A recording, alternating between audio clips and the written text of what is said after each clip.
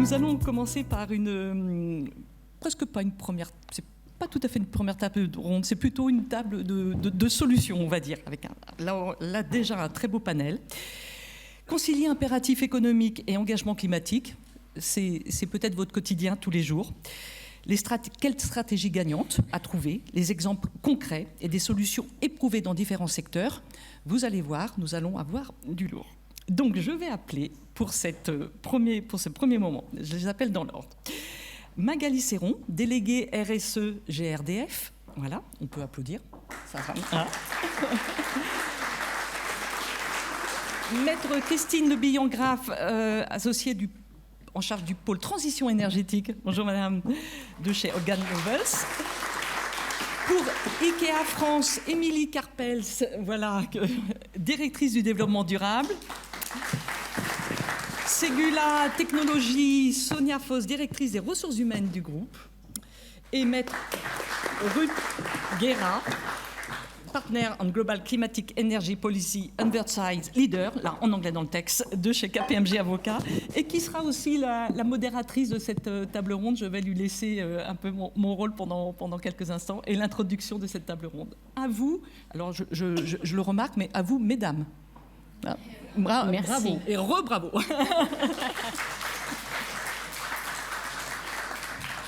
Merci. Heureusement, de nos jours, ce n'est pas une surprise d'avoir un panel que composé de femmes.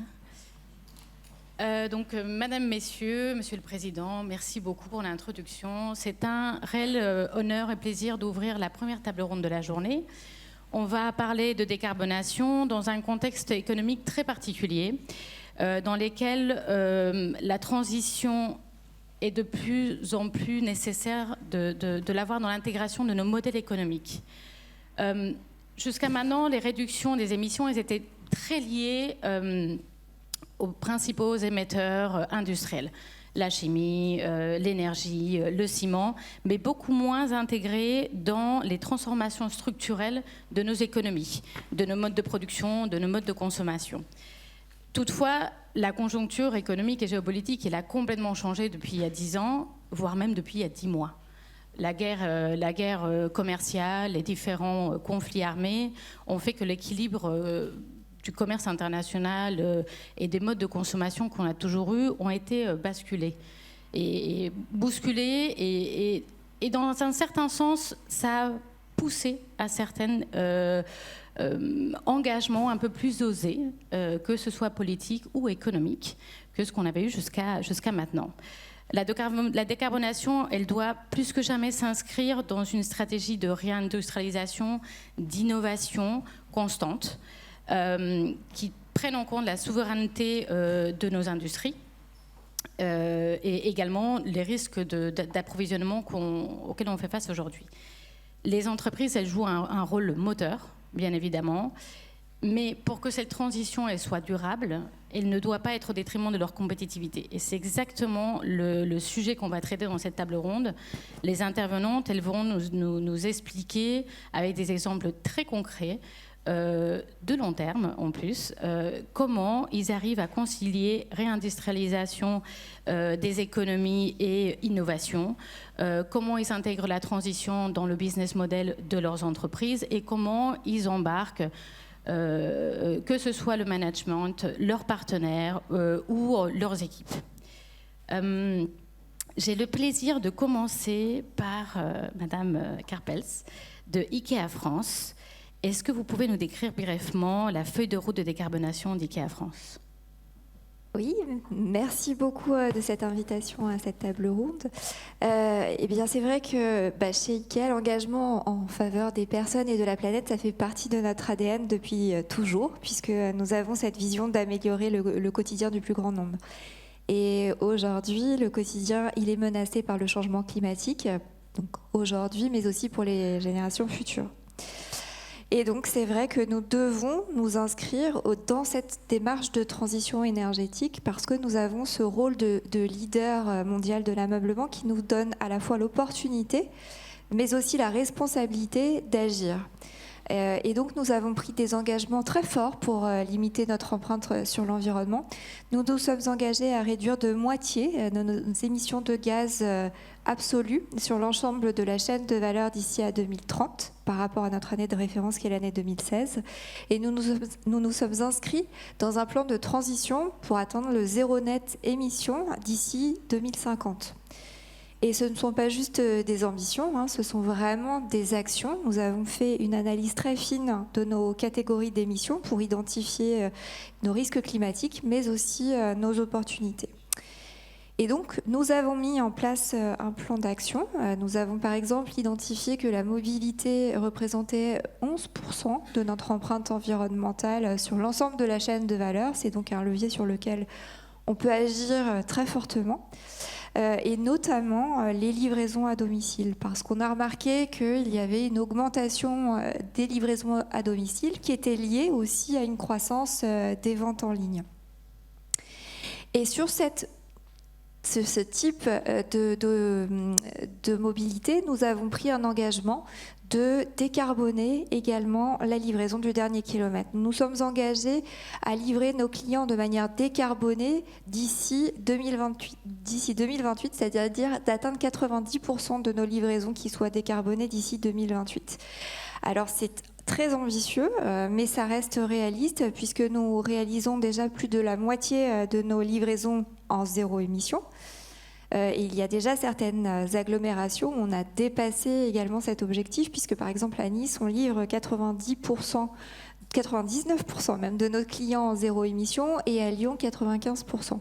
Donc on est vraiment en chemin, et pour cela, on a activé aussi plusieurs leviers.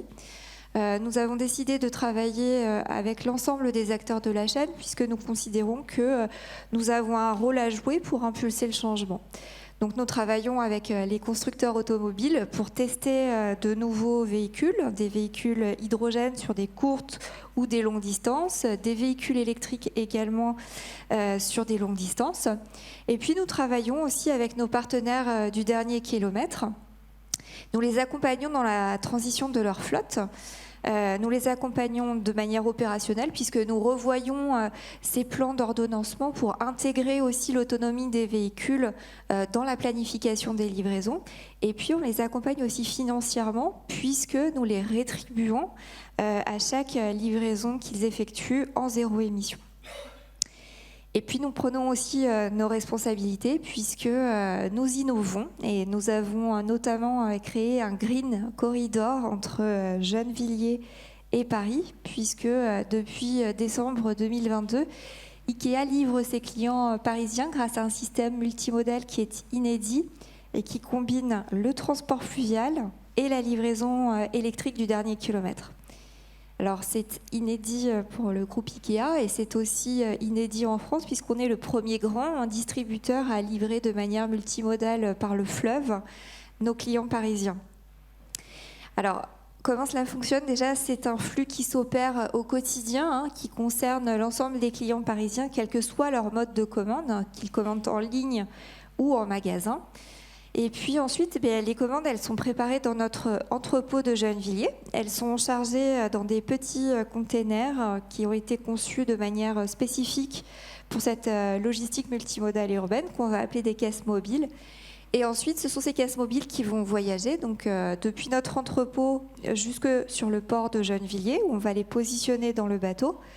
Le bateau va naviguer de nuit jusqu'au port de Bercy et au petit matin, l'ensemble des caisses mobiles sont déchargées pour être positionnées sur le véhicule électrique du dernier kilomètre et être livrées à leur destinataire. Donc, nous avons atteint notre ambition de décarbonation puisque nous livrons le dernier kilomètre en électrique et nous avons en plus retiré 16 000 camions des routes en entrée de Paris grâce à ce système depuis le démarrage de l'activité. Et en même temps, nous avons aussi fait coïncider nos ambitions de distributeurs, parce que nous sommes guidés effectivement par la satisfaction de nos clients. Et bien, grâce à la SEN, nous avons amélioré l'expérience client en fiabilisant les créneaux de livraison. On sait qu'au petit matin, l'ensemble des commandes des Parisiens, elles sont au cœur de Paris, elles sont prêtes à être livrées à leur destinataire.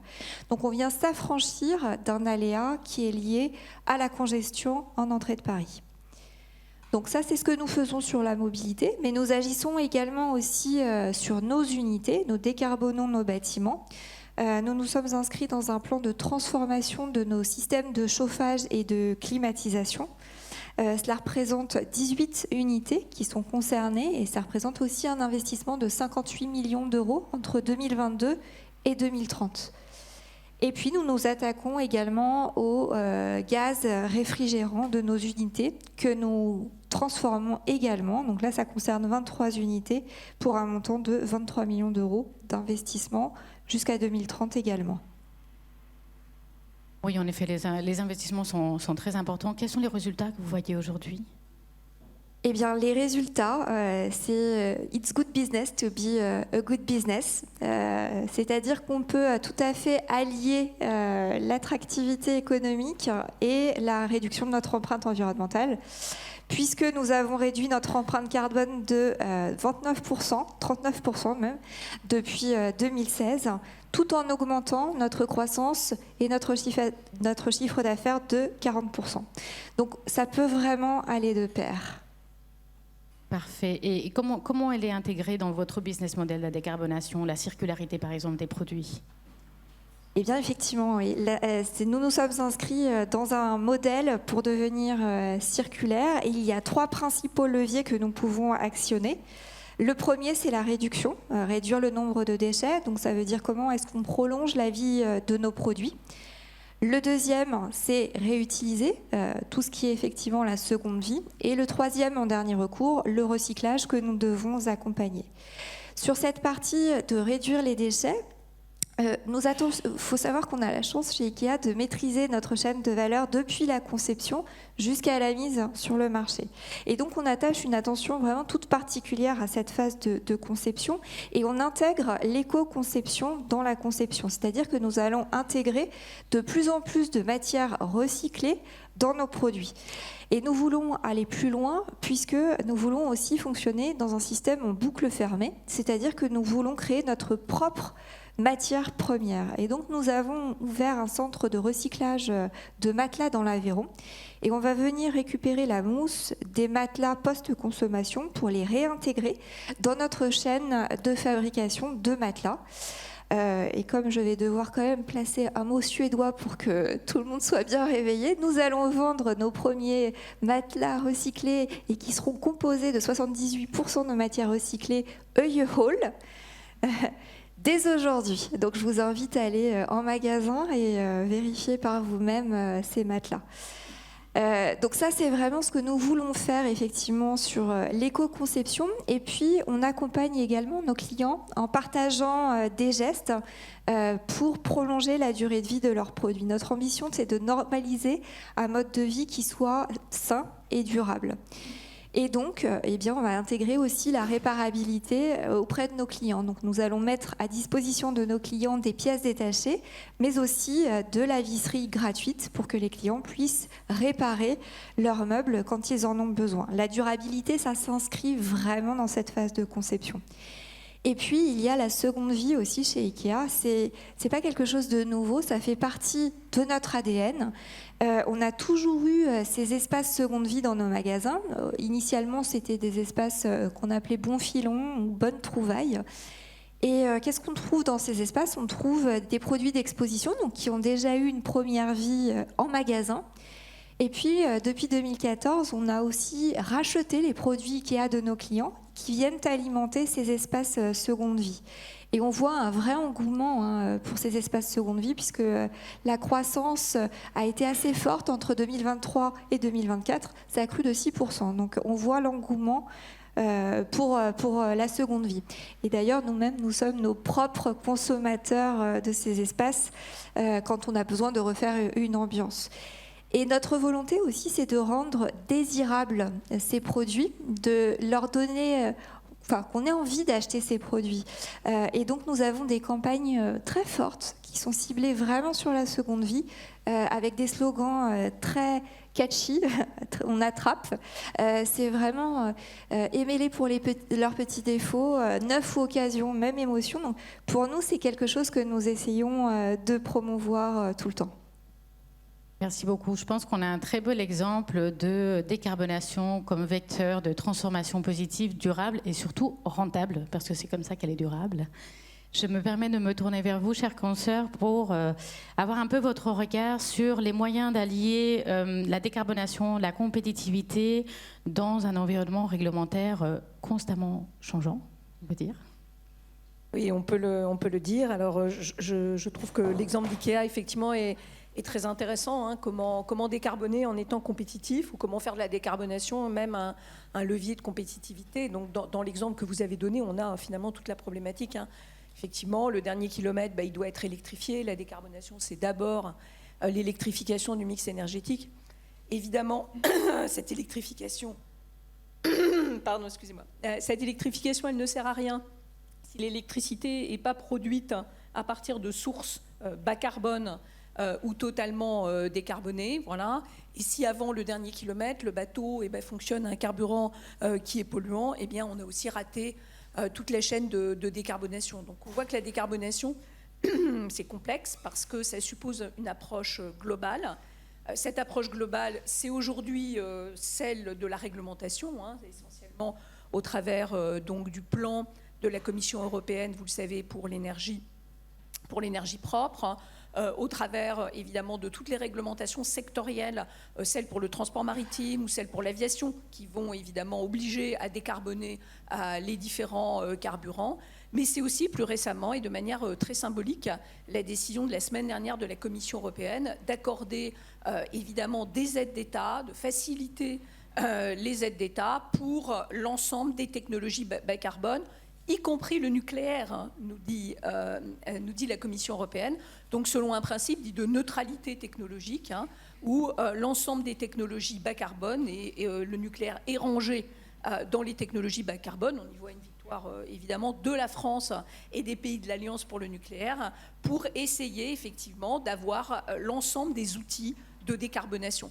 C'est très important pour l'industrie lourde, notamment, qui se décarbone, comme vous le savez, avec de l'hydrogène. L'hydrogène, c'est un gaz qui est produit à partir d'électricité. Si on peut utiliser de l'hydrogène bas carbone produite à partir de nucléaire, c'est-à-dire en France, à partir de l'énergie qui est sur le réseau de distribution d'électricité, on va faire un bond tout à fait considérable à la décarbonation. Donc, le sujet effectivement central, c'est comment décarboner en restant compétitif. Alors, l'exemple que je viens de donner, il illustre d'une manière paradoxale la difficulté, parce que décarboner pour les entreprises, c'est d'abord prendre évidemment face à elles une multitude, un mur de réglementation. Hein, et ça, des réglementations sur la décarbonation, des réglementations sur l'efficacité énergétique, des réglementations sur le reporting extra-financier, etc., etc. On a vu un quasi soulèvement des entreprises ces derniers mois. Et c'est vrai que Mario Draghi, dans son rapport, a relevé cette espèce de paradoxe qui est que pour décarboner en restant compétitif, on soumet les entreprises à un monceau de réglementation auxquelles les autres entreprises dans le monde ne sont pas soumises. Et donc, on commence par leur infliger un désavantage compétitif, qui est un désavantage compétitif purement réglementaire ou purement juridique. Et puis, la deuxième contrainte pour l'industrie face à la compétitivité, c'est comment gérer, optimiser le processus de production. Tous les secteurs, de ce point de vue, ne sont pas à égalité. Les secteurs, évidemment, les plus énergo-intensifs ont fait depuis des années extrêmement d'efforts. Ils ont revu tout leur process de production parce que, évidemment, l'énergie est un coût et le coût principal de leur production. C'est plus inédit et moins évident pour d'autres secteurs de l'industrie. Et surtout, le risque prix de l'énergie, aujourd'hui, il doit être maîtrisé par ces industries. Or, comme vous le savez, c'est un risque qui, aujourd'hui, vous parliez de la conjoncture, c'est un risque qui est loin d'être maîtrisé, puisque depuis la guerre en Ukraine, comme vous le savez, il y a eu non seulement une augmentation du niveau moyen des prix, mais surtout une augmentation de la volatilité des prix. et donc de l'incertitude qui pèse sur les approvisionnements des entreprises et sur leur capacité à maîtriser le coût de leurs approvisionnements en énergie. Particulièrement vrai pour l'Allemagne, où l'industrie allemande fait face évidemment à d'énormes difficultés après avoir bénéficié pendant des années de la rente, je dirais, du pétrole russe à bas coût, mais c'est aussi vrai pour évidemment les autres pays d'Europe, puisque, comme vous le savez, c'est en raison de la tarification de l'électricité au coût marginal, c'est le coût de la dernière centrale à gaz appelée, qui fait le coût de l'électricité. Donc même quand on est dans un pays où l'électricité est très décarbonée, ce qui est le cas de la France, où l'électricité est bon marché, a priori, eh bien, on paye une électricité très chère parce que le marché intégré européen lie les prix du gaz avec ceux de l'électricité. Donc cette question de la stabilisation et de la baisse du niveau des prix, surtout avec la fin de ce qu'on appelle l'ARENH, c'est-à-dire l'accès régulé à l'énergie nucléaire historique, est pour moi l'enjeu crucial qui peut aujourd'hui décider ou accélérer une décision de décarbonation dans une entreprise ou au contraire, effectivement, la bloquer. Et de ce point de vue-là, ce risque, aujourd'hui, me semble pris en compte par la Commission européenne. Je dirais que la Commission européenne s'est réveillée d'un long rêve naïf, de naïveté et finalement d'optimisme négatif vis-à-vis de sa souveraineté industrielle. Elle s'est réveillée parce que de grandes entreprises ont annoncé, je pense à une entreprise comme ArcelorMittal qui avait la possibilité de décarboner des hauts fourneaux à Dunkerque en utilisant de l'hydrogène et donc en effaçant une grosse partie de ces émissions de CO2, une entreprise comme ArcelorMittal a annoncé qu'elle arrêtait ce projet de décarbonation et donc d'électrification de la production de l'acier qui aurait permis de produire de l'acier vert en Europe. Pourquoi ? Parce qu'elle ne pouvait pas faire face, malgré les subventions qui lui avaient été octroyées par l'État français, à l'augmentation du coût de l'énergie qui avait pour effet d'augmenter le coût de l'hydrogène nécessaire au processus de décarbonation de la production de l'acier, et parce qu'elle se trouvait aussi face à l'inondation de l'Europe par de l'acier en provenance de Chine à des prix sur lesquels il ne lui était pas possible d'être compétitif. Donc je retire de cet exemple deux conclusions. Un, la décarbonation, elle doit nécessairement être portée par des subventions pour équilibrer le modèle économique. Pourquoi ? Parce que la subvention, et je vous renvoie au rapport de Mario Draghi, c'est d'abord de l'innovation. C'est d'abord de l'innovation, la décarbonation, et donc la décarbonation doit être portée par des subventions publiques, parce que l'innovation doit passer au stade de l'industrialisation, et pour ça, elle doit être aidée par une étape de subvention. Et la deuxième conclusion, c'est que les entreprises doivent être protégées dans un univers changeant, comme vous l'avez rappelé, de tous les éléments de concurrence inéquitable auxquels, évidemment, elles font face, et qui, si nous n'y prêtons pas attention, vont créer ce qu'on appelle le carbon leakage, de la fuite carbone, c'est-à-dire ce sera plus facile d'aller s'installer ailleurs, dans d'autres endroits du monde où la réglementation est plus souple, où les règles climatiques sont évidemment moins sévères, et renoncer à un projet qui ne peut être que planétaire, qui ne peut être que collectif, qui est celui de la lutte contre le changement climatique.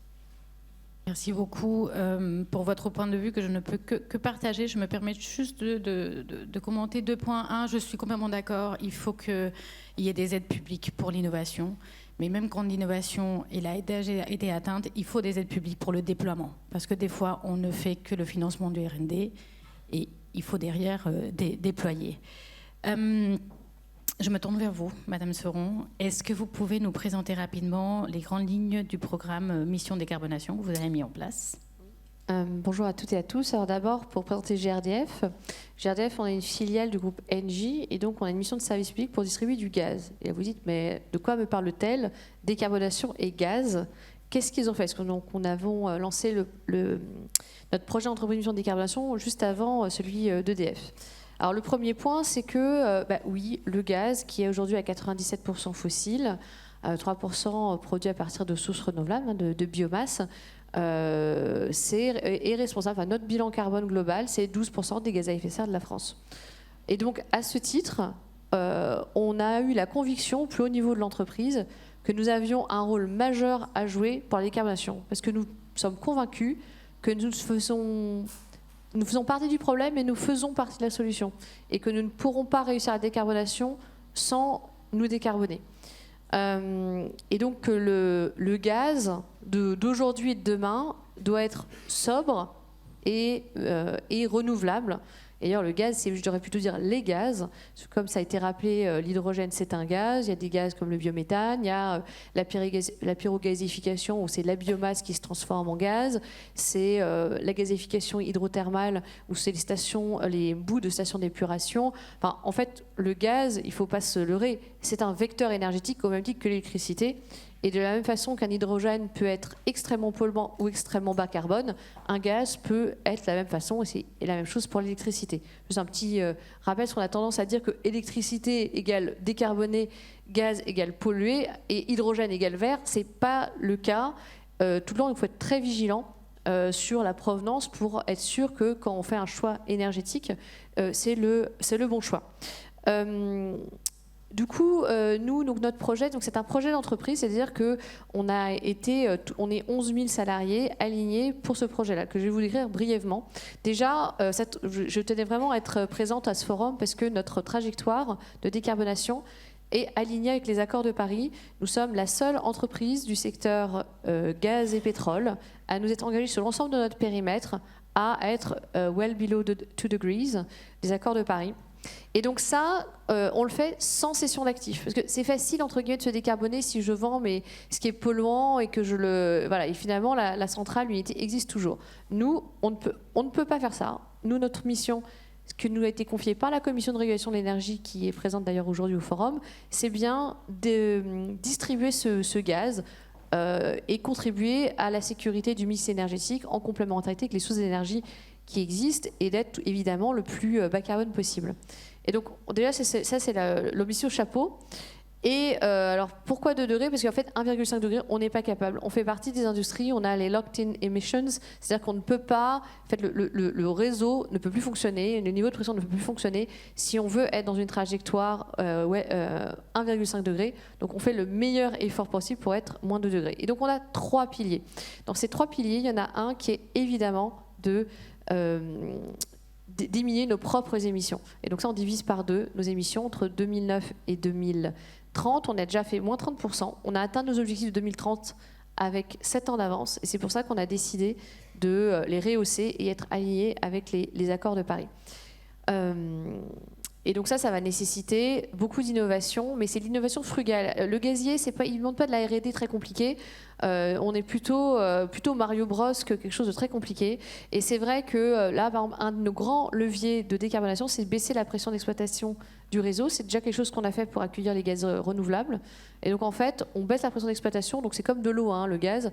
En fait, moins il y a de pression, quand ça fuit, moins ça fuit vite. Et donc ça permet, avec des réglages finalement, alors ça nécessite de l'excellence opérationnelle, mais c'est pas coûteux et ça nous permet de beaucoup diminuer les émissions. Donc on a ça qui est quand même quelque chose d'assez particulier, ainsi que les achats, mais les émissions de méthane, c'est quand même 2/3 de nos émissions de notre bilan carbone hors l'usage du gaz distribué. Le deuxième point, c'est historiquement notre précédent pour l'entreprise, c'était vers l'avenir, cette production de gaz renouvelable. Et donc on est la seule énergie renouvelable à avoir atteint et dépassé même les objectifs de la précédente PPE, Programmation pluriannuelle de l'énergie. Et donc notre objectif, c'est de faire x5 par rapport à 2023, donc atteindre 20% du mix, avec évidemment ce 20%, ça passe par de la sobriété. C'est-à-dire qu'on est tous alignés, et ça c'est quelque chose de nouveau. C'est qu'il y a 15 ans, le gaz, c'était l'énergie préférée des Français. Le gaz, c'était la RT 2012, c'était très très bien. Et là, on a complètement changé de paradigme avec la guerre, mais aussi avec le dérèglement climatique qui s'accélère. Et aujourd'hui, on le sent bien. Et donc, du coup, on s'est dit qu'on avait un impératif. On n'avait pas le droit. C'est-à-dire que nous, d'un point de vue réglementaire, on n'était pas censé aller sur ce domaine-là, qui est du domaine des fournisseurs. On s'est dit, non, c'est pas grave, on prend nos responsabilités, on accompagne nos clients vers la décarbonation. Et donc, on a une baisse de 33% de la consommation de gaz de nos clients. Avec l'idée que nous, on pense qu'il y a certains usages qui sont pour d'autres sources d'énergie, et c'est OK. Et il y a des sources, et il y en a d'autres pour lesquelles le gaz reste pertinent en étant plus sobre, et le coût d'abattement n'est pas très élevé, et en conciliant efficacité énergétique et verdissement du gaz, là on arrive à des choses très bien. Alors sachant que le verdissement du gaz, on n'est pas que dans des bienfaits de décarbonation, on est aussi sur des solutions pour apporter des revenus complémentaires à l'agriculture. On parlait de compétitivité, là le secteur agricole a besoin de produire des énergies renouvelables, photovoltaïques, mais aussi biomasse, mais aussi des gaz verts. Ça permet de conserver les emplois locaux, ça permet de créer des dynamiques d'économie circulaire, on est sur une source d'énergie où on n'a pas besoin de matériaux critiques. C'est 98% fait en Europe, 80% fait en France. Donc en fait, on a des atouts qui fait qu'on est complémentaire aux autres sources d'énergie. Et donc aussi sur notre troisième pilier, on doit accompagner nos clients, mais pas seulement. Et ça, c'est un point sur lequel je souhaiterais insister. Dans la comptabilité carbone, vous savez, il y a le périmètre 3, usage indirect, etc. Sauf que moi, j'ai la conviction profonde, on en a discuté en préparant cet entretien, qu'il faut aller au-delà de sa chaîne de valeur. C'est-à-dire que sinon, on vend ce qui ne nous arrange pas, et puis c'est très bien. Non, en fait, nous, par exemple, on a beaucoup d'échanges avec nos pairs à l'étranger. Et donc des pairs distributeurs qui émettent beaucoup plus de gaz à effet de serre que nous. Et donc là, ou qui veulent se lancer dans le gaz renouvelable. Et donc l'Europe a un objectif de 35 BCM de gaz renouvelable pour justement pallier au gaz russe. Et donc ça, ces 35 BCM, ils ne vont pas se faire 100% en France, loin de là.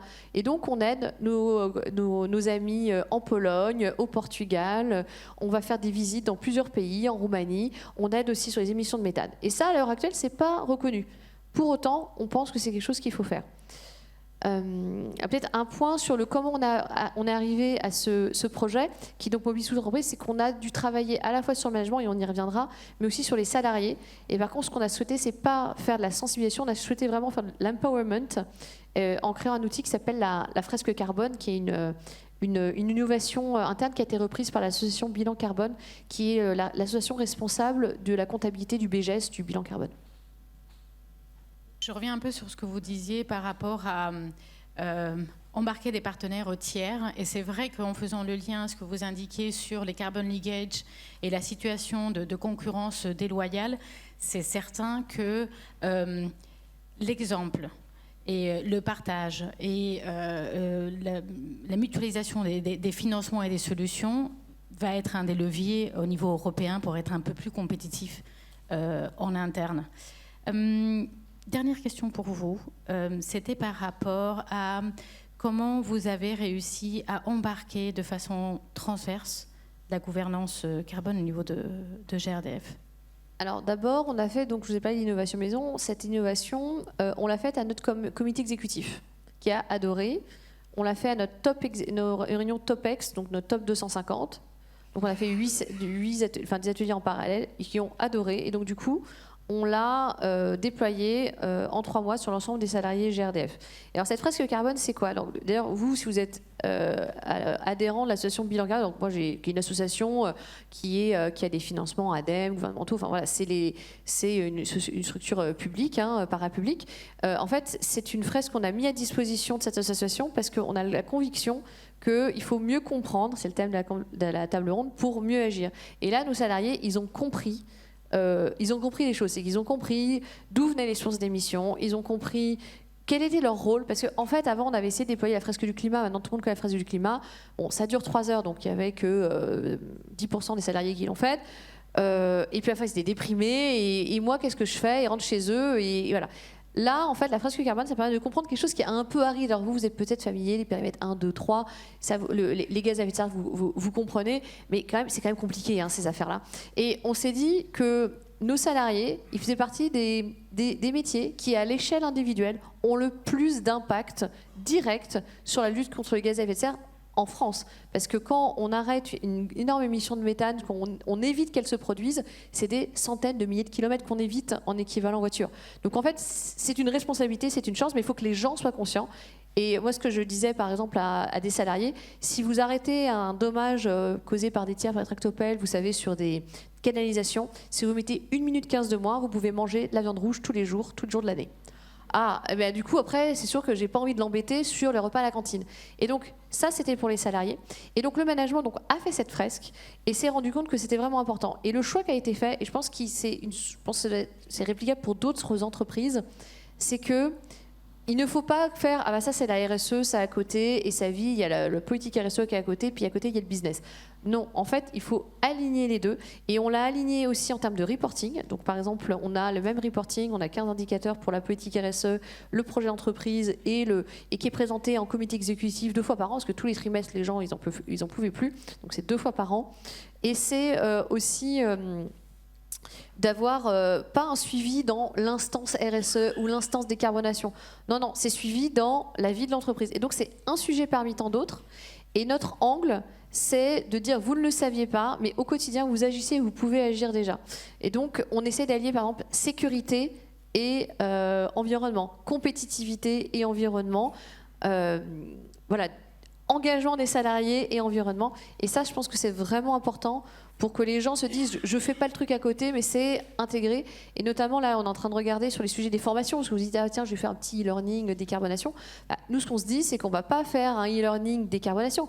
On va regarder les cursus de formation et on va l'intégrer. Et donc quand il y a quelqu'un qui sur un plateau qui parle à un client, il va parler décarbonation. Quand il y a quelqu'un qui va être sur le terrain dans une fouille, il va penser décarbonation. Pareil quand on achète, etc. Et ça, je pense que c'est vraiment une clé de réussite. Merci. C'est en effet cet exemple très clair de l'intégration de la décarbonation et des enjeux environnementaux sur toute la chaîne de valeur, en fait. Et tous les intervenants au niveau de l'entreprise. On parlait justement du rôle clé des ressources humaines. Donc je me tourne vers Madame Foss. Est-ce que vous pouvez nous décrire dans les grands axes votre stratégie de décarbonation et la manière dont vous avez intégré les ressources humaines ? Oui, alors merci beaucoup pour l'invitation. C'était important pour Ségula d'être présent aujourd'hui au sommet de la décarbonation. Je présente simplement Ségula en quelques mots. C'est un groupe d'ingénierie mondiale qui est aussi une entreprise française et familiale et qui travaille dans les domaines de la décarbonation, mais surtout pour l'industrie, toutes les industries de la mobilité, donc de l'automobile, de l'aéronautique, du ferroviaire, du naval et des énergies. On a beaucoup parlé des énergies ce matin. Peut-être avant de parler de la stratégie RH qu'on a mise en place chez Ségula Technologies, un mot sur l'industrie de façon générale en France et l'ingénierie. Pour vous dire qu'aujourd'hui, l'industrie, c'est environ 17% du PIB en France, mais que c'est une volonté, pour des questions de souveraineté, vous le savez tous, d'avoir une industrie forte en France. Et donc, ça demande derrière ça des entreprises, des PME, des ETI, des grands groupes qui s'investissent et qui mettent en place un certain nombre de sujets et un certain nombre d'actions en faveur de la décarbonation notamment. L'industrie fait face à de nombreux challenges aujourd'hui, de nombreux défis. Je pense qu'il y en a certains que je vais vous exposer aujourd'hui et qui faciliteront ensuite les échanges sur les actions que nous mettons en place. Le premier défi, c'est le défi technologique. Parce qu'évidemment, décarboner, faire vivre l'industrie et la développer, ça nécessite de transformer des habitudes, de transformer des conceptions, de changer l'innovation et la recherche et développement pour que l'industrie en France soit performante, leader dans son secteur dans les 50, 60 prochaines années, ce qui a été fait dans le nucléaire, notamment dans les années 60. Et on en voit les résultats positifs aujourd'hui. Il y a aussi des défis humains, puisque évidemment l'industrie nécessite des ressources humaines, j'en parlerai, ça nécessite des bras, des femmes, des hommes, des ingénieurs, des techniciens, des ouvriers, et toute cette population, il faut évidemment qu'elle soit présente, et aujourd'hui on sait qu'en France on a une pénurie d'ingénieurs, on manque de 20 000 ingénieurs par an environ, pour pouvoir ne serait-ce que développer les projets dont on a besoin dans les prochaines années. Ce défi humain, il est à la fois en nombre, mais il est aussi en compétences. Et j'y reviendrai tout à l'heure, puisqu'on a besoin de développer de nouvelles compétences pour justement supporter l'industrie dans les prochaines années. Un autre défi, c'est le défi financier. On en a un petit peu parlé, effectivement. Il faut de l'investissement de la part des entreprises pour pouvoir être performants, compétitifs, rapides dans la transformation et dans la décarbonation. l'argent doit, comme l'a dit Julien Guéniche en introduction, être une énergie et doit venir à la fois des pouvoirs publics mais aussi des investissements privés. C'est aussi ce qui a été dit dans le rapport Mario Draghi, que l'investissement privé est fondamental pour le développement de l'industrie en Europe et donc en France. Et ça doit nous laisser penser qu'effectivement, c'est un levier à activer et activer rapidement et en masse. Puis le dernier défi, je pense, c'est un défi sociétal, puisque chacun d'entre vous avait peut-être dans votre entourage des enfants, des proches, de jeunes générations, et cette jeune génération, elle nous attend aujourd'hui sur les défis de la décarbonation. Elle attend de nous des solutions rapides, efficaces, durables, vertes, et évidemment, ça doit aussi nous laisser penser que l'industrie doit se développer et se transformer rapidement. Alors, chez Ségula Technologies, comment on a introduit ou développé ou concrétisé l'ensemble de ces défis dans notre politique de ressources humaines? On l'a fait au travers de 3 piliers fondamentaux que je vais vous exposer. Le premier pilier, c'est celui de la conception et de l'éco-conception. Ça a été dit en début de panel par ma collègue d'IKEA. L'éco-conception, c'est vraiment la façon dont l'industrie et l'ingénierie, au démarrage d'un projet, introduit des sujets écologiques dans sa conception. Donc de façon très concrète, aujourd'hui, Airbus conçoit un nouvel avion A350. L'éco-conception, ça consiste à dire, dans cet avion, comment j'allège le poids de mes matériaux pour avoir un avion plus léger et qui consomme moins d'énergie. On parlera ensuite de la source d'énergie, mais c'est ça l'éco-conception. De la même façon que le véhicule aujourd'hui devient de plus en plus lourd pour des questions de décarbonation, puisqu'on transforme les moteurs thermiques en moteurs électriques ou hybrides. Les moteurs électriques et hybrides, c'est plus lourd qu'un moteur thermique. Ça demande, dans la conception, d'adapter à nouveau les matériaux pour avoir des matériaux qui sont plus légers et des véhicules qui sont plus légers, ou en tout cas pas plus lourds que les véhicules actuels. Chez Ségula Technologies et dans le monde de l'industrie, ça s'appelle l'ACV. Donc désolé pour l'acronyme, c'est l'analyse du cycle de vie. Et l'analyse du cycle de vie, c'est tout à fait ce qu'on vient de se dire, c'est-à-dire en début de conception, comment j'adapte à la fois mes matériaux, à la fois ma façon de concevoir et les produits que je vais sourcer pour avoir le produit le plus écologique possible. Dans ce premier champ d'éco-conception, il y a un outil qui est particulièrement intéressant aujourd'hui que nous développons, c'est le rétrofit. Le rétrofit, c'est un mot anglais, mais qui veut dire qu'effectivement, on réutilise nos outils, nos produits pour les redesigner. Je reprends l'exemple de l'automobile. Un véhicule thermique, aujourd'hui, ou en tout cas les 10 dernières années, ou les 50 dernières années, une fois qu'il était utilisé, il partait à la casse.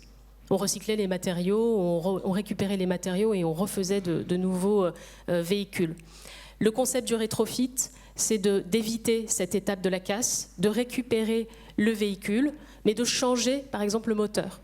Et en changeant le moteur, on fait un rétrofit de ce véhicule, et c'est-à-dire qu'en fait, on allonge sa durée de vie. On la double, on la triple, voire on la quadruple. Donc on évite tout un tas de gestes opérationnels, techniques, qui forcément utilisent de l'énergie, décarbonée ou non ou carbonée. Mais en tout cas, on s'évite un bilan carbone qui est lourd. Et le rétrofit, je peux vous dire qu'aujourd'hui, c'est très utilisé dans l'industrie, que les clients industriels sont vraiment convaincus de la démarche positive pour l'environnement de ce pari-là, de ce pilier. Le deuxième sujet de la stratégie de politique RH qu'on a mise en place chez Ségula en termes de décarbonation, c'est celui de la formation. Pourquoi je parle de la formation aujourd'hui? Puisque Ségula Technologies, c'est 15 000 collaborateurs dans 30 pays. Et ces 15 000 collaborateurs dans ces 30 pays, ce sont les gens qui conçoivent, qui innovent, qui fabriquent, qui sont dans les chaînes de production, qui opèrent sur les avions, qui opèrent sur les trains, sur les rames. Et donc, ce sont ces personnes-là qui font l'industrie. Bien sûr, il y a des machines, mais les machines, elles aussi, elles sont construites par des personnes. Et donc, la formation, c'est prioritaire et c'est primordial si on veut être compétitif dans les prochaines années. Et au sein de la stratégie des ressources humaines, comme ce qui a été dit chez GRDF, on considère que la formation, ça fait partie intégrante du business, ça fait partie intégrante de la mission de l'entreprise, que ce n'est pas annexe à l'entreprise, mais que ça fait partie de l'entreprise. Et pour ça, on forme chaque année plus de la moitié de nos collaborateurs, en France, mais aussi dans les 30 pays.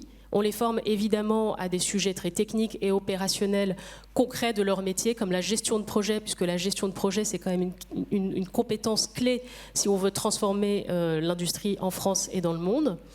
Et on les forme aussi, et c'est surtout ça qui nous intéresse aujourd'hui, à des sujets de décarbonation. Pour cela, on a monté au sein de notre académie interne, qui s'appelle la Ségula Academy, qui existe depuis maintenant 10 ans, un certain nombre de modules techniques, mais aussi de modules liés à l'environnement, à la compréhension des enjeux de décarbonation. Et on forme nos collaborateurs, donc chaque année, plus de la moitié des collaborateurs sont formés à la transformation de l'industrie. Quelques exemples que je peux vous donner aujourd'hui, ce sont les formations de métiers qui n'existent pas, comme la formation, par exemple, dans les batteries. Vous avez certainement entendu parler dans le nord de la France de ce qu'on appelle la vallée de la batterie, donc toutes ces gigafactories de batteries qui se sont créées pour supporter justement l'effort de décarbonation dans le secteur automobile et dans d'autres secteurs comme celui de l'énergie. Ces métiers, fabriquer, concevoir une batterie, vous ne trouverez pas de formation en France qui sait le faire. Il n'y a pas d'étudiants qui sortent d'écoles d'ingénieurs ou d'universités en France formés à la fabrication d'une batterie. Il y a des écoles qui commencent à se former, l'école de la batterie, il y a des écosystèmes qui commencent à se créer, mais donc c'est très jeune. Et nous, ça nous a poussé à créer notre propre formation autour de la batterie et à former nos collaborateurs à la fois à la compréhension du fonctionnement d'une batterie, mais aussi à la fabrication et à la conception. Et pour ça, on va chercher des compétences, et c'est ce qu'on fait de façon générale dans les sujets de décarbonation. Quand on cible un métier, on va chercher des compétences annexes à ce métier qui rapprochent les candidats et les futurs salariés au métier qu'ils vont exercer. Et là, ça va vous paraître peut-être surprenant. Pour les batteries, nous sommes allés chercher, par exemple, des candidats qui étaient en pâtisserie. Alors pourquoi la pâtisserie ? Parce qu'en fait, faire une batterie, ça demande de poser des couches très fines, les unes sur les autres, avec des épaisseurs qui doivent être tout le temps les mêmes. Donc c'est un métier très précis, et ça les pâtissiers savent le faire. Donc on est parti chercher des pâtissiers intéressés, mais on est aussi allé chercher des chimistes, on est aussi allé chercher des ouvriers qui souhaitaient se reconvertir. Donc ça veut dire deux choses, la formation. Ça veut dire que, c'est indispensable pour transformer l'industrie. Il faut vraiment se dire qu'aujourd'hui et dans les 50 prochaines années, ça va devenir la formation initiale et professionnelle des outils qui sont indispensables et obligatoires. Une compétence, elle s'éteint au bout de 2 ans. C'est la moyenne aujourd'hui en France. Donc tous les 2 ans, il faut renouveler son pack de compétences. Et deuxièmement, la formation, c'est accessible à tout le monde et tout le monde est capable de travailler dans l'industrie. Ça, c'est aussi un message important à apporter, notamment pour les sujets de décarbonation.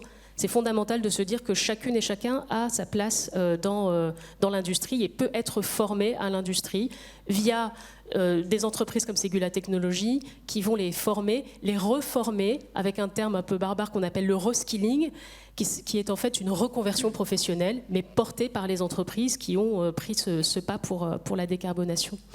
Le troisième et dernier sujet, c'est celui de l'innovation et des territoires. Là encore, c'est important de se dire, on l'a dit un petit peu au début, que l'innovation, elle passe, et la décarbonation, ça passe par les territoires français. Si on ne veut pas que la décarbonation soit faite ailleurs qu'en France ou en Europe, c'est important de développer des îlots de compétences en France.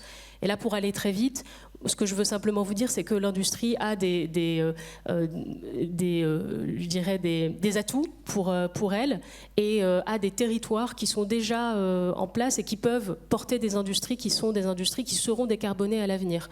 Je pense à Saint-Nazaire, par exemple, qui est un emplacement très important pour l'industrie aéronautique. Je pense au nord de la France, qui est très important pour les gigafactories, mais aussi pour le ferroviaire, avec une présence très forte d'Alstom, par exemple. Je pense aussi à la Normandie et au nucléaire, et au sud de la France et à l'aéronautique. Ce que ça veut dire, c'est 2 choses pour en conclure. La première, c'est que l'industrie peut se faire en France, la décarbonation peut se faire en France, et elle se fera avec des partenariats, avec un écosystème important, et c'est ce qu'on fait chez Ségula Technologies, développer des écosystèmes à la fois avec des écoles, des universités, pour former les jeunes et former les professionnels, à la fois avec des start-up, puisque l'univers start-up est fondamental aussi dans la recherche de l'innovation, c'est elle qui pousse l'innovation, avec notamment les financements privés dont nous parlions, avec des professionnels, des PME et des partenariats pour avoir des formations et des compétences qui sont complémentaires. Et c'est grâce à ça, c'est grâce à l'ensemble de ces opérations qu'on arrivera à décarboner en France et à avoir atteint nos objectifs de souveraineté. Je reviens un peu sur l'élément que vous indiquiez sur la formation. Et je pense qu'il est certain que, notamment avec le déploiement de l'intelligence artificielle, aujourd'hui, on forme dans les universités des étudiants, universités professionnelles ou pas professionnelles, mais on forme sur des métiers qui n'existeront plus dans 5 ans. Et ce sont plutôt les entreprises, les startups, qui forment sur des solutions qui existent aujourd'hui ou qui se déploient aujourd'hui. Donc c'est très important ce partenariat de formation continue en interne de l'entreprise, mais également avec les partenaires de formation. On a fait, je pense que le pari de la table ronde qui était d'apporter des solutions concrètes et avec des exemples très clairs et plutôt réussis. On a parlé de l'intégration, de la décarbonation dans le business model de l'entreprise. On a parlé beaucoup d'éco-conception, des produits, d'embarquer des partenaires, d'embarquer les différents strates au niveau de l'entreprise et également du rôle clé que va jouer la décarbonation dans la compétitivité au niveau européen et pour lesquels les réglementations, quelles qu'elles soient, ce millefeuille ou ce spaghetti ball, parce que je ne sais plus si c'est un millefeuille, parce qu'on ne peut plus le voir comme ça, jouent un élément clé. Et comme on disait en introduction, on est malheureusement face à une situation géopolitique qui est très complexe, mais qui a aussi permis, comme vous indiquiez, à la Commission européenne de sortir de cette vision très volontariste de ses partenaires commerciaux pour justement accroître l'investissement, pousser beaucoup plus sur la réindustrialisation des opérateurs. Et c'est vraiment ce moment charnière dans lequel on est aujourd'hui. Je vois que c'est pas fini, c'est pour les questions. Je vais poser une dernière question à mes différentes intervenantes, si ça ne vous dérange pas. Bien sûr. Si vous deviez choisir, on a parlé de beaucoup de leviers, mais si vous deviez en choisir un clé sur lequel il y aurait une demande forte au pouvoir public, lequel choisirez-vous ? Je commence du coup. Allez-y. Alors c'est vrai que chez IKEA, nous, on a notre feuille de route qui est tracée jusqu'à 2050 et on s'y tient. On a déjà décarboné notre activité. Ce qui, au-delà du millefeuille administratif, effectivement, qui peut être compliqué, le fait d'avoir déjà une stratégie, une ambition réglementaire sur le long terme, malgré l'instabilité politique, c'est vrai que ça favoriserait aussi l'activité. Il faut que malgré les instabilités politiques, on puisse avoir des politiques qui sont inscrites sur le long terme également.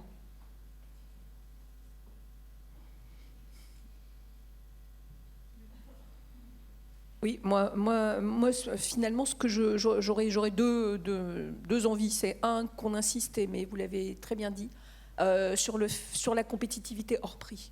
Oui. Ce qui m'impressionne moi aujourd'hui, c'est que l'Europe a une compétitivité hors prix qu'elle ne sait pas mettre en avant. C'est quoi la compétitivité hors prix ? C'est la compétence. C'est fait qu'on a des écoles d'ingénieurs qui sont remarquables, des classes préparatoires qui préparent des gens à être des porteurs de projets absolument fabuleux. On a des services publics qui fonctionnent. On a un réseau électrique qui est extrêmement résilient. Tous les pays européens, notamment les pays les plus proches, que je ne désignerai pas aujourd'hui, ne peuvent pas en dire autant parce qu'on a investi dans les services collectifs. Bon. Et donc ça, ce sont vraiment des atouts pour la décarbonation. Deuxième finalement vœu, ce serait de changer le droit de la concurrence européenne. On a beaucoup parlé de Mario Draghi, rendons hommage à Enrico Letta, qui a rendu un rapport tout à fait remarquable sur le fait qu'il faut aujourd'hui que nous surmontions un blocage fondamental, qui est que nous n'arrivons pas à faire émerger des champions européens. Et nous n'arrivons pas à les faire émerger parce que nous avons une conception des marchés pertinents qui privilégie systématiquement le consommateur par rapport au producteur. Donc le droit de la concurrence ne doit cesser d'être le droit de la consommation, ce doit être le droit de la production, évidemment de la production décarbonée. Mais tant que nous n'aurons pas fait, et ça ne suppose aucune réglementation, Il suffit que dans la doctrine de la DG Comp, eh bien, on décide que le marché pertinent, c'est le marché européen. Eh bien, on construira des champions industriels.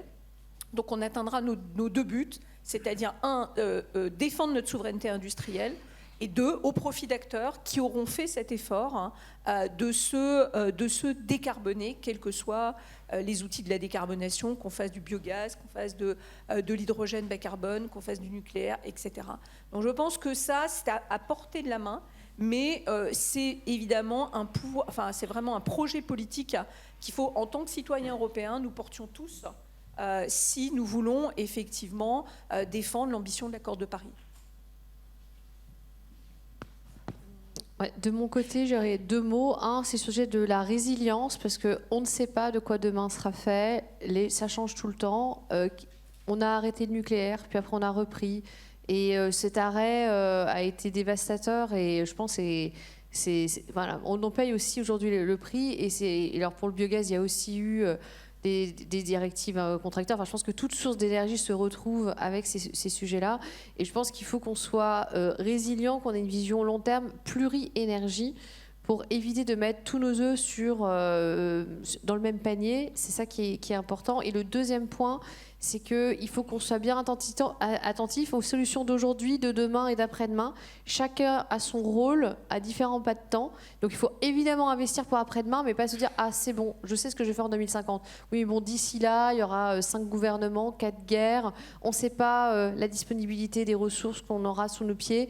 On voit que là, il y a des problématiques d'eau. Donc voilà, soyons sur quelque chose de résilient, où on essaie d'avoir un plan stratégique de long terme et où on est bien adapté pour ne pas se croire en 2040 ou dans les années 90. Et donc moi je dirais aussi deux sujets pour ouvrir un peu les perspectives. Bon, la première, c'est une pensée pour les PME et les ETI qui représentent le gros du tissu industriel en France et qui, je pense, ont besoin de méthodes et de structures. Donc ça, je dirais que les pouvoirs publics ont un rôle à jouer là-dedans, développer vraiment une méthodologie claire et pragmatique pour accompagner à la diffusion de la décarbonation dans ces entreprises. C'est fondamental pour accompagner ensuite les grands groupes. Et le deuxième sujet, c'est un petit clin d'œil à un autre colloque, je crois, aujourd'hui sur l'intelligence artificielle. C'est que de façon un peu stratégique, il faut aussi maintenant investir dans l'intelligence artificielle et se positionner sur ce sujet pour ne pas perdre l'avance ou en tout cas ne pas prendre du retard sur les sujets qu'on peut développer aujourd'hui. Et par ailleurs, moi je suis convaincue, et on l'est chez Ségula Technologies, que décarbonation et intelligence artificielle vont de pair et que l'un supportera l'autre de façon productive et encore une fois compétitive, puisque c'est bien l'enjeu. Et je peux ajouter mon vœu. Je partage bien évidemment tout ce qui a été dit. En plus, ça fait déjà un très bon panel des différentes solutions. Moi, je pense qu'il faut prôner par l'exemple. Et si on va un peu plus loin que la modification des règles un peu de droit de la concurrence, il faudrait que dans les appels d'offres publics, un produit européen décarboné soit prioritaire sur toute autre typologie de produits ou de services. Ça permettra de pousser la compétitivité et de souvenir un petit peu aux besoins de financement de la décarbonation. Merci beaucoup à toutes, c'était passionnant. Et puis je vous laisse avec la prochaine table ronde. Ouais, merci, on va